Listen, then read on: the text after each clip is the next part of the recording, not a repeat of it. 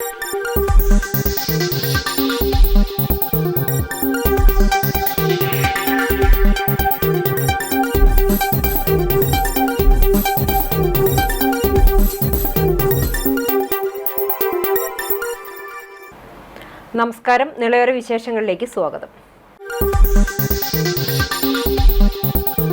ദേശമംഗലത്ത് വ്യാജ മദ്യവുമായി ഒരാൾ പിടിയിൽ.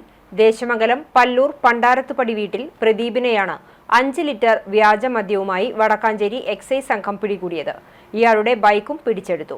ദേശമംഗലം, വരവൂർ, തലശ്ശേരി എന്നീ പ്രദേശങ്ങളിൽ ബൈക്കിൽ മദ്യം വിൽക്കുകയായിരുന്നു. 200 മില്ലി ലിറ്ററിന്റെ കുപ്പികളിലേക്ക് 250 രൂപയ്ക്കാണ് പ്രദീപ് വിൽപ്പന നടത്തിയിരുന്നത്. ഇതിനു മുമ്പും ഇത്തരത്തിൽ കേസിൽ ഇയാൾ പിടിയിലായിട്ടുണ്ട്.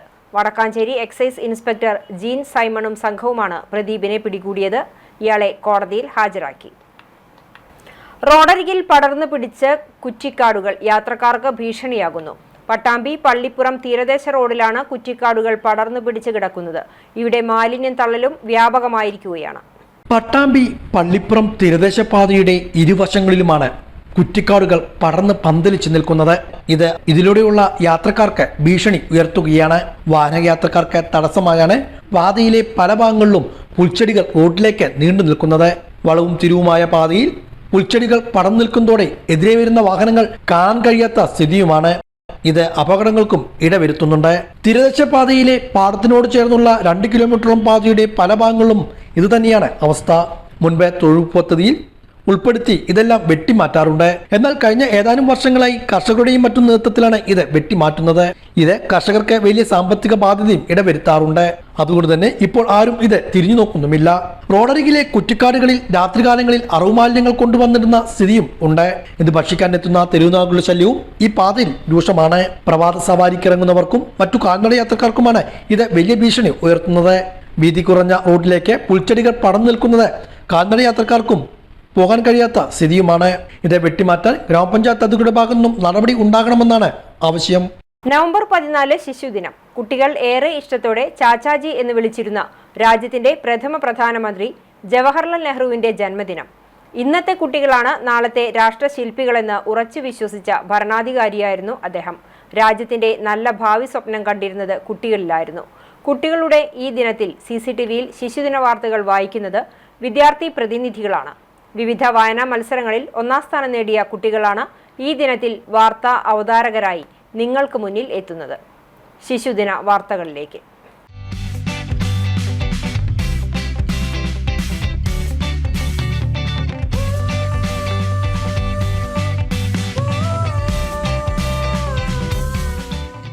നമസ്കാരം, ഞാൻ Athmika Leon, Mattam saint Francis girls സ്കൂളിലെ വിദ്യാർത്ഥിനിയാണ്. വാർത്തയിലേക്ക്. ഇന്നത്തെ കുട്ടികളാണ് നാളത്തെ ഇന്ത്യയെ രൂപപ്പെടുത്തുക എന്ന ദർശനത്തോടെ കുട്ടികളെ ഏറെ സ്നേഹിച്ചിരുന്ന ചാച്ചാജിയുടെ ജന്മദിനം ശിശുദിനമായി നാടെങ്ങും ആഘോഷിക്കുകയാണ്. കുട്ടികളെ പറ്റിയും യുവജനങ്ങളെ പറ്റിയും നല്ല ഉൾക്കാഴ്ചയുണ്ടായിരുന്ന ഭരണാധികാരിയായിരുന്നു ജവഹർലാൽ നെഹ്റു. സ്വാതന്ത്ര്യാനന്തര ഭാരതത്തെ പുരോഗതിയിലേക്ക് നയിക്കുന്നതിൽ പ്രധാന പങ്കുവഹിച്ച നേതാവായിരുന്നു പ്രഥമ പ്രധാനമന്ത്രിയായ ജവഹർലാൽ നെഹ്റു. 1889 മോത്തിലാൽ നെഹ്റുവിന്റെയും സ്വരൂപ് റാണിയുടെയും മകനായി ജനിച്ച ജവഹർലാൽ നെഹ്റു ഇന്ത്യയുടെ പ്രധാനമന്ത്രി മാത്രമായിരുന്നില്ല, ഇന്ത്യയെ കെട്ടുറപ്പോടെ പണിതുയർത്തിയ ആധുനിക ഭാരതത്തിന്റെ ശില്പിയുമായിരുന്നു. വിഭജനം സൃഷ്ടിച്ച മുറിവുകളും വർഗീയ കലാപങ്ങളും പകർച്ചവ്യാധികളും നിലനിന്നിരുന്ന ഒരു അവസ്ഥയിൽ നിന്നായിരുന്നു നെഹ്റു ആധുനിക ഇന്ത്യയെ വികസിപ്പിച്ചെടുത്തത്. അതുകൊണ്ട് തന്നെയാണ് അദ്ദേഹത്തെ നവഭാരത ശില്പി എന്ന് വിളിക്കുന്നതും ആദരിക്കുന്നതും. രാഷ്ട്രീയക്കാരൻ, സ്വാതന്ത്ര്യ സമര സേനാനി, വാഗ്മി, എഴുത്തുകാരൻ എന്നിങ്ങനെ പല രംഗത്തും തിളങ്ങിയ ലോകത്തിലെ വളരെ അപൂർവ വ്യക്തിത്വങ്ങളിൽ ഒന്നായിരുന്നു അദ്ദേഹം. വികസന കാഴ്ചപ്പാടുകളിൽ ഏറ്റവും പ്രധാനപ്പെട്ടത് പഞ്ചവത്സര പദ്ധതികളായിരുന്നു. വിദ്യാഭ്യാസം, സാങ്കേതിക വിദ്യകൾ, കാർഷിക മേഖല, ജലസേചനം മുതലായ മേഖലകളിൽ ശ്രദ്ധ ചെലുത്തിയാണ് നെഹ്റു പഞ്ചവത്സര പദ്ധതികൾ നടപ്പാക്കിയത്. കാർഷിക വികസനമായിരുന്നു അദ്ദേഹത്തിന്റെ പ്രധാന ലക്ഷ്യം. വ്യാവസായിക മേഖലകളിൽ ഒരു പുത്തൻ ഉണർവ് നൽകാൻ അദ്ദേഹത്തിന് സാധിച്ചു. ഭൂരിഭാഗം വരുന്ന പട്ടിണി പാവങ്ങളുടെ സാമ്പത്തിക ഭദ്രത ഉറപ്പാക്കപ്പെടാത്ത കാലത്തോളം രാജ്യം നിരർത്ഥകമായിരിക്കുമെന്ന് നെഹ്റു വിശ്വസിച്ചു. അതുകൊണ്ട് തന്നെ കൃഷിയുടെയും വ്യവസായങ്ങളുടെയും മുന്നേറ്റങ്ങൾക്ക് പ്രാധാന്യം കൊടുത്ത് രാജ്യത്തെ സാമ്പത്തിക വളർച്ചയിലേക്ക് നയിക്കാൻ അദ്ദേഹം പ്രയത്നിച്ചു. വിശപ്പ് എന്ന പ്രശ്നം ശാസ്ത്രത്തിന് മാത്രമേ പരിഹരിക്കുവാൻ കഴിയുകയുള്ളൂ. ദാരിദ്ര്യവും അറിവില്ലായ്മയും അനാരോഗ്യവും ഉന്മൂലനം ചെയ്യുന്നതിനും രാജ്യത്തെ സാമ്പത്തിക പുരോഗതിയിലേക്ക് നയിക്കുന്നതിനും ശാസ്ത്ര സാങ്കേതിക ജ്ഞാനം ഉപയോഗപ്പെടുത്തണമെന്ന് നെഹ്റു വാദിച്ചു. എന്റെ അസ്ഥികൾ ഇന്ത്യയിലെ നദികളിൽ ഗംഗയിലും യമുനയിലും ഒഴുക്കുക, മുകളിൽ നിന്ന് കൃഷിയിടങ്ങളിലേക്ക് വിതറുക. അങ്ങനെ ഈ മഹത്തായ മണ്ണിന്റെ ഒഴിച്ചുകൂടാനാകാത്ത ഒരു ഭാഗമാകാൻ എനിക്ക് കഴിയട്ടെ എന്ന് അദ്ദേഹം എഴുതിയത് ഇന്ത്യൻ മണ്ണിനോടുള്ള അഗാധമായ സ്നേഹമായിരുന്നു. ആ പ്രതിഭയുടെ സ്മരണയ്ക്ക് മുന്നിൽ 1000 കൂപ്പുകൈ. CCTV ന്യൂസ് ഡെസ്കിനൊപ്പം Athmika Leon, Mattam saint Francis girls high school.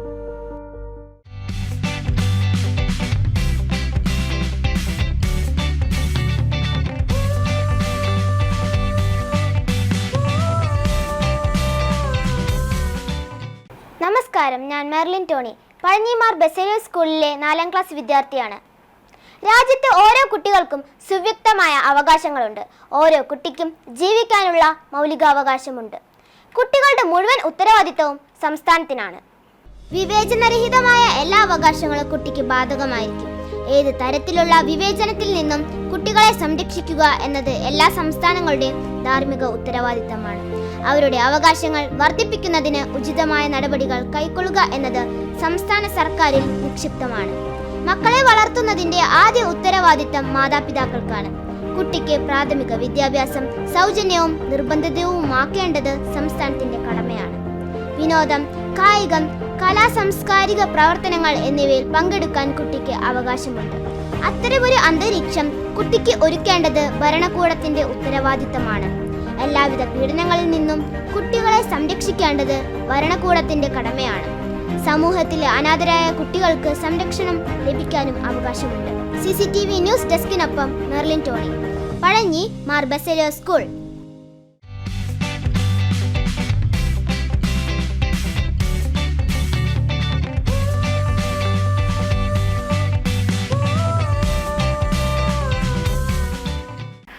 നമസ്കാരം, ഞാൻ Ann Rose Judith, Erumapetty government higher secondary സ്കൂളിലെ വിദ്യാർത്ഥിയാണ്.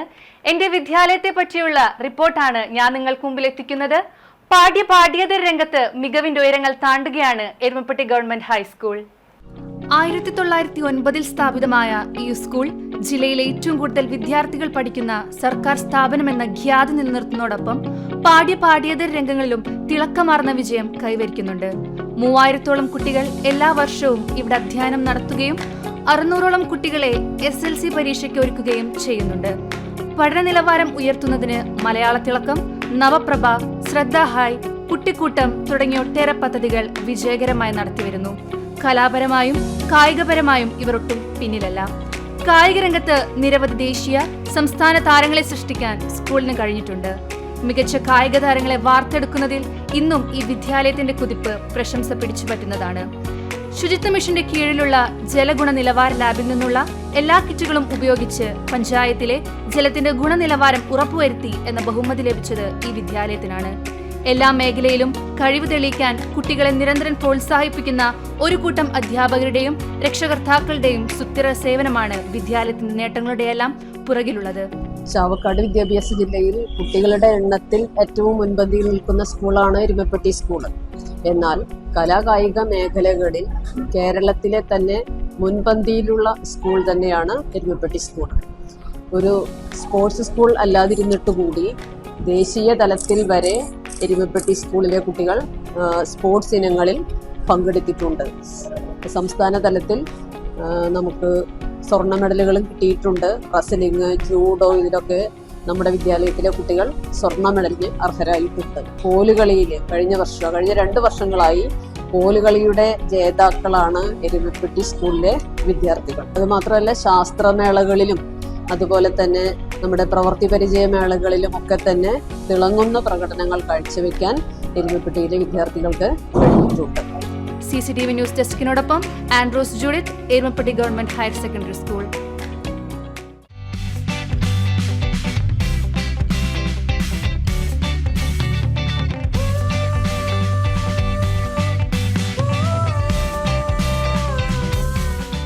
ശിശുദിനത്തിൽ CCTVയിലെത്തി വാർത്തകൾ വായിച്ച പഴഞ്ഞി മാർ ബെസേലിയോസ് സ്കൂളിലെ Merlin Tony, Mattam saint Francis girls ഹൈസ്കൂളിലെ Athmika Leon, Erumapetty government higher secondary സ്കൂളിലെ ആൻ റോസ് ജൂഡിത്ത് എന്നീ വിദ്യാർത്ഥി പ്രതിഭകൾക്ക് നന്ദിയും ഒപ്പം ഭാവുകങ്ങളും നേരുന്നു. ഇനി മറ്റു വാർത്തകളിലേക്ക്. പട്ടാമ്പി ഉപജില്ലാ സ്കൂൾ കലോത്സവത്തിന് വെള്ളിയാഴ്ച തിരശ്ശീല വീഴും. സ്കൂളുകൾ തമ്മിലുള്ള ഇഞ്ചോടിഞ്ച് പോരാട്ടം തുടരുകയാണ്. എടപ്പലം, പരുതൂർ, നടുവട്ടം സ്കൂളുകൾ മുന്നേറ്റം തുടരുന്നു.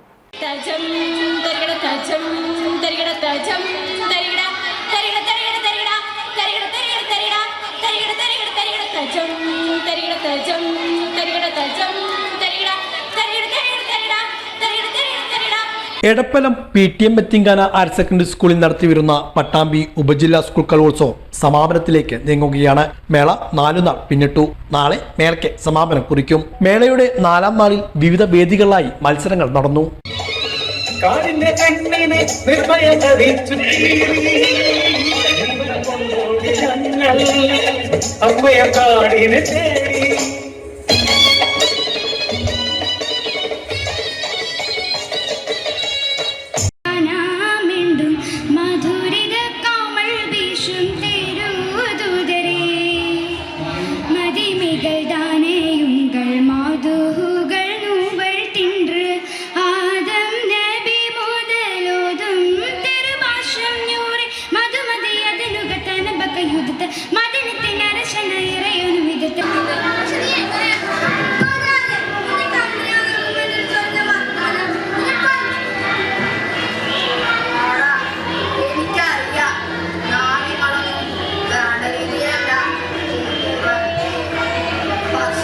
നാലാം നാളിൽ പ്രധാനമായും 8 വേദികളിലായിരുന്നു മത്സരങ്ങൾ. കോൽക്കളി, ദഫ്മുട്ട്, ഒപ്പന, അറബനമുട്ട്, വട്ടപ്പാട്ട്, സംഘഗാനം, മൂകാഭിനയം, മാപ്പിളപ്പാട്ട്, നാടോടി നൃത്തം, സംഘനൃത്തം, മിമിക്രി, മോണോ ആക്ട് തുടങ്ങി പ്രധാന ഇനങ്ങളിൽ മത്സരങ്ങൾ നടന്നു.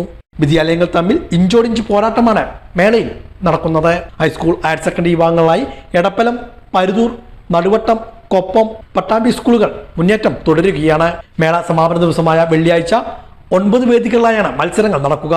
ഇംഗ്ലീഷ് സ്കിറ്റ്, നാടോടി നൃത്തം, ചെണ്ട തായമ്പുക, ചവിട്ട് നാടകം, സംസ്കൃതോത്സവം, അറബി കലോത്സവം തുടങ്ങിയ വിഭാഗങ്ങളിലായി മത്സരങ്ങൾ നടക്കും. വൈകിട്ട് നടക്കുന്ന സമാപന സമ്മേളനം കുറ്റപ്പാലം DEO അനീഷ് ഉദ്ഘാടനം ചെയ്യും. കലോത്സവ വേദിയിലെ താരമാണ് കൊടുമുണ്ട ഗവൺമെന്റ് ഹയർ സെക്കൻഡറി സ്കൂളിലെ അനങ്കക്കിളി. UP വിഭാഗത്തിൽ മത്സരിച്ച 3 വ്യക്തിഗത ഇനങ്ങളിൽ ഇത്തവണയും അനങ്കക്കിളിക്ക് തന്നെയാണ് 1ാം സ്ഥാനം.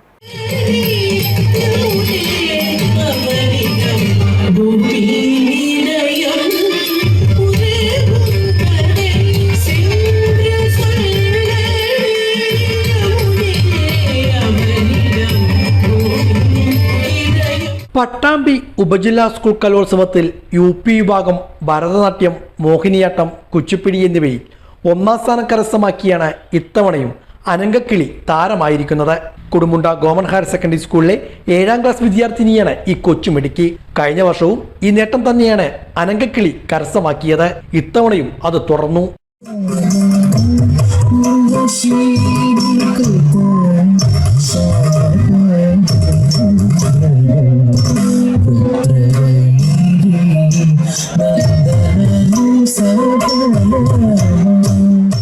UP വിഭാഗം ദേശഭക്തി ഗാനത്തിലും ഉറുദു സംഘഗാനത്തിലും അനങ്കക്കിളി പങ്കെടുക്കുന്നുണ്ട്.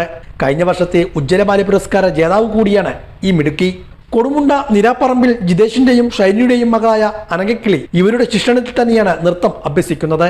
ഇന്ത്യയിലെ ഒട്ടുമിക്ക വേദികളിലും ഈ മിടുക്കി ഭരതനാട്യം അവതരിപ്പിച്ചിട്ടുണ്ട്. നിരവധി പുരസ്കാരങ്ങളും ഇതിനകം തേടിയെത്തിയിട്ടുണ്ട്. നല്ല സന്തോഷം തോന്നുന്നുണ്ട്.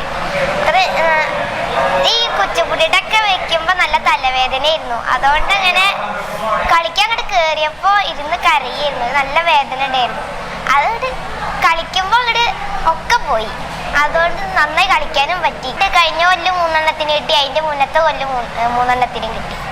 1 മണിക്കൂറോളം നീണ്ടു നിൽക്കുന്ന ഭരതനാട്യ കച്ചേരിയും അനങ്കക്കിളി നിരവധി വേദികളിൽ അവതരിപ്പിച്ച് ശ്രദ്ധ പിടിച്ചു പറ്റിയിട്ടുണ്ട്. ഓൾ ഇന്ത്യ ഡാൻസ് അസോസിയേഷനിൽ അംഗമാണ്.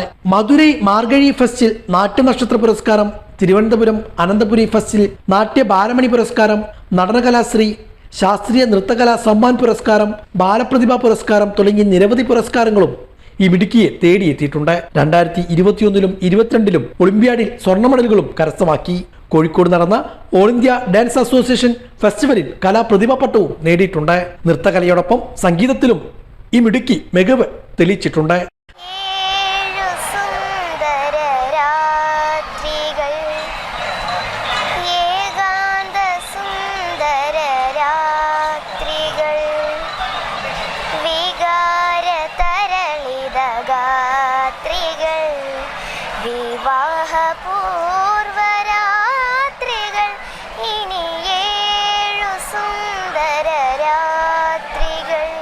കലാർപ്പണ എന്ന പേരിൽ പട്ടാമ്പിയിൽ ജിതേഷിന്റെയും ഷൈനിയുടെയും നേതൃത്വത്തിൽ നടത്തുന്ന പഠന കേന്ദ്രത്തിന് കീഴിൽ തന്നെയാണ് അനങ്കക്കിളിയും നൃത്തം അഭ്യസിക്കുന്നത്. മോള് വളരെ ചെറുപ്പം മുതൽ തന്നെ ഡാൻസിനോട് ഭയങ്കര താല്പര്യം കാണിച്ചിട്ടാണ്.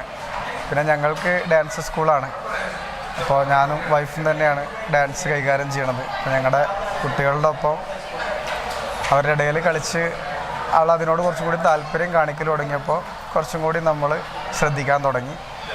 കുറച്ചൊരു 6 വയസ്സിന് ശേഷമാണ് ദക്ഷിണ വാങ്ങി പഠിപ്പിക്കാൻ തുടങ്ങിയത്. അതിന് മുന്നേ അവൾ കളിക്കും. പിന്നെ സ്കൂളിലെ വിഷയങ്ങളും കാര്യങ്ങളൊക്കെ ശ്രദ്ധിക്കണതിൻ്റെ കൂടുതൽ ഡാൻസ് തന്നെയാണ്. അപ്പോൾ പിന്നെ അവളുടെ ഒരു പ്രൊഫഷണൽ ഡാൻസ് ആവട്ടെ എന്ന് വിചാരിച്ചു. പട്ടാമ്പി ഉപജില്ലാ സ്കൂൾ കലോത്സവ നഗരിയിലെ വിശേഷങ്ങൾ ഒപ്പിയെടുക്കാൻ ഇത്തവണയും ജനതാ ജേണലിന്റെ കുട്ടി ജേർണലിസ്റ്റുകൾ കലോത്സവ നഗരിയിലുണ്ട്. പത്രം മാത്രമല്ല, വാർത്താ ബുള്ളറ്റിനുകളും ഇവർ തയ്യാറാക്കുന്നുണ്ട്. കലോത്സവത്തിന്റെ 3-ാം ദിവസമായ ഇന്ന് മത്സരങ്ങൾ ആറാടിക്കൊണ്ടിരിക്കുകയാണ്.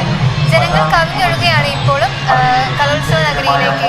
പട്ടാമ്പി ഉപജില്ലാ സ്കൂൾ കലോത്സവ വിശേഷങ്ങൾ റിപ്പോർട്ട് ചെയ്ത് പത്രമിറക്കാനും വാർത്താ ബുള്ളറ്റിൻ തയ്യാറാക്കാനും ഇത്തവണയും Naduvattam government Janata higher secondary സ്കൂളിലെ ജേർണലിസം വിദ്യാർത്ഥികൾ കലോത്സവ നഗരിയിലുണ്ട്. സ്കൂളിലെ ജേർണലിസം വിദ്യാർത്ഥികൾ ആരംഭിച്ച മീഡിയ ക്ലബായ ജനതാ ജേണലിന്റെ നേതൃത്വത്തിലാണ് ഈ പ്രവർത്തനങ്ങൾ. കഴിഞ്ഞ 4 വർഷക്കാലവും ജനതാ ജേണലിന്റെ നേതൃത്വത്തിൽ ഉപജില്ലാ കലോത്സവത്തിന്റെ ഭാഗമായി പത്രമിറക്കിയിരുന്നു. ഡിജിറ്റൽ പേപ്പറും യൂട്യൂബ് ചാനലും ഇവർക്കുണ്ട്. യൂട്യൂബ് ചാനൽ വഴി വാർത്താ ബുള്ളറ്റുകൾ തയ്യാറാക്കി സംപ്രേഷണവും ചെയ്യുന്നുണ്ട്. ഇതിനു പുറമെ വെബ്സൈറ്റും ഒരുക്കിയിട്ടുണ്ട്. ഇതിലേക്കുള്ള വാർത്തകൾ ശേഖരിക്കാൻ 20 അംഗ കുട്ടി ജേർണലിസ്റ്റുകളാണ് കലോത്സവ നഗരിയിലെ മുക്കിലും മൂലയിലും ക്യാമറയുമായി ചെന്നെത്തുന്നത്. തങ്ങളുടെ കലോത്സവ സ്പന്ദനങ്ങൾ അതിന്റെ തനിമ ചോരാതെ ഒപ്പിയെടുക്കുകയാണ് ഈ ഭാവി മാധ്യമ പ്രവർത്തകർ. അടുത്ത 2 ദിവസവും കലോത്സവ വിശേഷങ്ങൾ അടങ്ങിയ പത്രം കുട്ടികൾ പുറത്തിറക്കും. ഇതിനു പുറമെ വെള്ളിയാഴ്ച വാർത്താവിശേഷങ്ങളായുള്ള പേപ്പറും ലഭ്യമാവും. ഞങ്ങൾ 20 കുട്ടികളാണ് ഈ ജനതാ ജേണൽ എന്നുള്ള പ്ലാറ്റ്ഫോമിൻ്റെ പിന്നിൽ പ്രവർത്തിക്കുന്നത്. +1, +2 സ്റ്റുഡൻസും ഇതിൽ പ്രവർത്തിക്കുന്നുണ്ട്. ജേർണലിസം വിദ്യാർത്ഥികളാണ് അവർ. ഞങ്ങൾ പ്രിൻ്റ് മീഡിയയിൽ ഒരു ദിവസം 1000 കോപ്പി വീതം ന്യൂസ് പേപ്പർ അച്ചടിച്ച് പുറത്തിറക്കുന്നുണ്ട്. അതിന് എല്ലാ തരത്തിലും സപ്പോർട്ടും ഈ സ്കൂളിൽ നിന്നും എല്ലാവരുടെയും ഭാഗത്ത് ഞങ്ങൾക്ക് കിട്ടിയിട്ടുണ്ട്. പിന്നെ അതിനു പുറമെ ഞങ്ങൾ ഒരു ന്യൂസ് ബുള്ളറ്റിനായിട്ട് YouTube channel on the day upload ചെയ്യുന്നുണ്ട്. അതിനു പുറമെ ഞങ്ങൾ ഓൺ ദ സ്പോട്ട് വെബ്സൈറ്റിൽ എല്ലാ കാര്യങ്ങളും അപ്ലോഡ് ചെയ്ത് ജനങ്ങളിലേക്ക് എങ്ങനെയൊക്കെ കലോത്സവ വാർത്തകൾ എത്തിക്കാൻ നോക്കുന്നോ അങ്ങനെയൊക്കെ ഞങ്ങളുടെ ഭാഗത്തുനിന്ന് എല്ലാ രീതിയിലും ശ്രമിക്കുന്നുണ്ട്. പാഠ്യപ്രവർത്തനങ്ങളുടെ ഭാഗമായാണ് ഇത്തരം പരിശീലനം കൂടി വിദ്യാർത്ഥികൾക്ക് നൽകുന്നതെന്ന് സ്കൂളിലെ ജേർണലിസം അധ്യാപകനായ ബൈജു കോട്ടയിലും പറഞ്ഞു. ഇത് ബഹുവർണ്ണ കളറിൽ 4 പേജുള്ള ഒരു പത്രം ആയിട്ട് തന്നെയാണ് ഇറങ്ങുന്നത്. വളരെ പ്രൊഫഷണൽ ആയിട്ടുള്ള രീതിയിൽ തന്നെ മികച്ച ഫോട്ടോഗ്രാഫുകളും അതേപോലെ തന്നെ മികച്ച റിപ്പോർട്ടുകളും എല്ലാ വേദികളിൽ നിന്നും വിദ്യാർത്ഥികൾ പോയി കവർ ചെയ്ത് അതിവിടെ എത്തിക്കുന്നു. നമ്മൾ ഈ ന്യൂസ് റൂമിൽ ഒരുക്കിയിട്ടുള്ള ലേഔട്ട്, പേജിനേഷൻ തുടങ്ങിയ വർക്കുകൾക്ക് ശേഷം പത്രം മറ്റൊരു പ്രസ്സിൽ പ്രിന്റ് ചെയ്ത് അത് വീണ്ടും ഇവിടെ എത്തിച്ച് അത് എല്ലാ വേദികളിലും വിതരണം ചെയ്യുക എന്നുള്ള വലിയ ഉത്തരവാദിത്തമാണ് കുട്ടികൾ ഏറ്റെടുത്തുള്ളത്. ഈ വർഷത്തെ ഒരു പ്രത്യേകത എന്താണെന്ന് വെച്ചാൽ നമ്മൾ പത്രം മാത്രമല്ലല്ലോ, യൂട്യൂബ് ന്യൂസ് ചാനൽ, അതേപോലെ തന്നെ insta page, Facebook page, website തുടങ്ങിയിട്ടുള്ള വിവിധങ്ങളായിട്ടുള്ള മാധ്യമ രൂപങ്ങളിലൂടെ വിദ്യാർത്ഥികൾക്ക് മാധ്യമ പ്രവർത്തനത്തിൻ്റെ എല്ലാ രീതികളും വളരെ എളുപ്പത്തിൽ പ്രായോഗികമായിട്ട് പരിശീലനത്തിലൂടെ മനസ്സിലാക്കാമെന്നുള്ളതാണ് ഈ ജനതാ ജേണലിൻ്റെ ഒരു പ്രവർത്തനം. ചാലിശ്ശേരി കൗക്കോട് ഒരുമ കൂട്ടായ്മ ഓഫീസിന് സമീപം താമസിക്കുന്ന വിളക്കത്തല കേദാരത്തിൽ സത്യഭാമ നിര്യാതയായി. 74 വയസ്സായിരുന്നു. സേതുമാധവൻ മകനാണ്. സംസ്കാരം ഷൊർണൂർ ചെറുതുരുത്തി ശാന്തി തീരത്ത് നടന്നു. ഇതോടെ നിളയോര വിശേഷങ്ങൾ സമാപിക്കുന്നു. നമസ്കാരം.